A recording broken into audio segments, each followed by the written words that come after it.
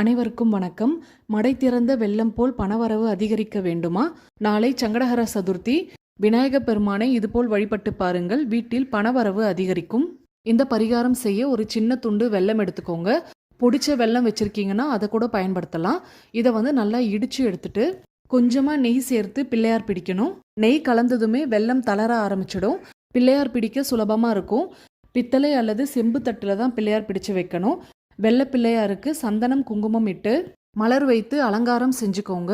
மாலை 6 மணிக்கு மேலே தான் இந்த வழிபாட்டை செய்யணும். சங்கடஹர சதுர்த்திக்கு கோவிலுக்கு போகிறவங்களா இருந்தீங்கன்னா வீட்டில் இந்த வழிபாடு முடிச்சுட்டு அதுக்கப்புறம் கிளம்புங்க. விநாயகருக்கு அலங்காரம்லாம் செஞ்சு முடிச்சதுக்கப்புறம் ஓம் வக்ரதுண்ட மகாகாய மந்திரம் சொல்லிட்டு ஓம் க்ளாம் க்ளீம் கம் கணபதையே வர வரத மம தன தானிய சமிருதிம் தேஹி தேஹி ஸ்வாஹா இந்த மந்திரத்தை 21 முறை உச்சரிக்கணும். பிறகு தூப தீப ஆராதனை